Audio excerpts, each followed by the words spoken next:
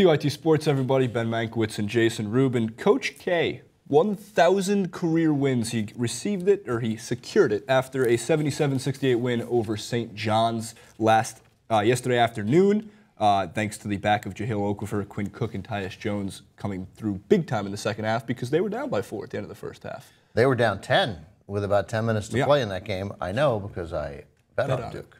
Yeah. And actually just bet on them to win as part of a parlay. And but for all the people who bet the Johnnies yesterday, they were 7.5-point underdogs. And you're up 10 with like 9 minutes to play. That was a horrible loss. Horrible loss, because the right bet in that game was St. John's, but Duke ended up covering, winning by 9. Was that going to be your 1,000th career betting win? Yeah, I'm not close to a 1,000th career betting win. Not close. All right. Yeah, so 1,000 wins for Krzyzewski. Well, we're going to go back in time to the beginning of Coach K's career at Duke, where he came over in, I believe it was before 1982, but he came from Army to coach Duke, and Duke's student newspaper at the time was not happy about this hiring. Let's take a look at that graphic real quick. So Duke's weekly magazine at the time, Krzyzewski, this is not a typo.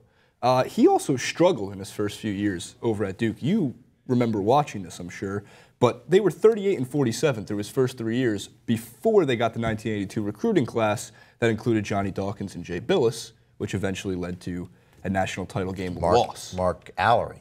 Yeah. Tommy Amaker. Yeah.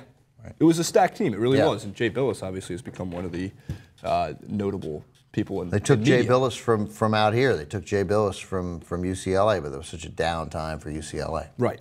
And they lost the 1986 national title game to Louisville, 72-69. But once that happened, the Duke legacy. All right, here we go. You ready? And run. Do it.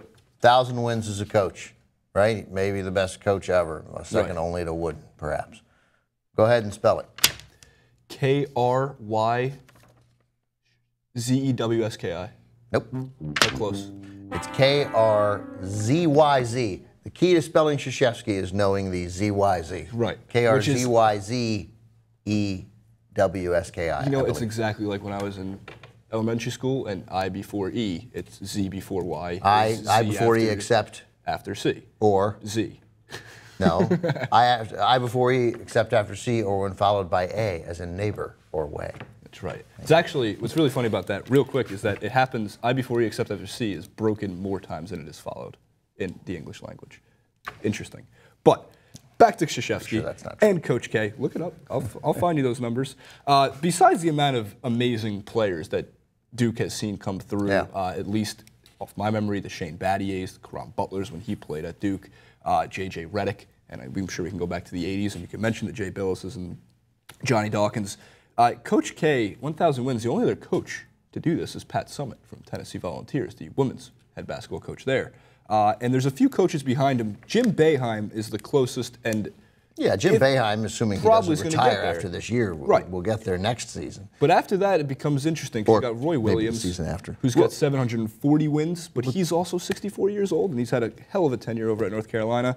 And then the drop-off is just dramatic. It's because Calipari, 574, 55. Hard to imagine Calipari stays in college that much time. And same with Billy Donovan. I mean, yeah, Billy Donovan can get there because they play so many games now. I mean, you know, you can play close to, you get into the national semifinals, you're a good bet to play 40 games a year. And these wins include the tournament. Yeah, right. Of course. Yeah. That makes sense. So, yeah, so Duke, by the way, 4 national titles, 11 Final Fours. By the way, Calipari could get 42 NCAA tournament wins restored.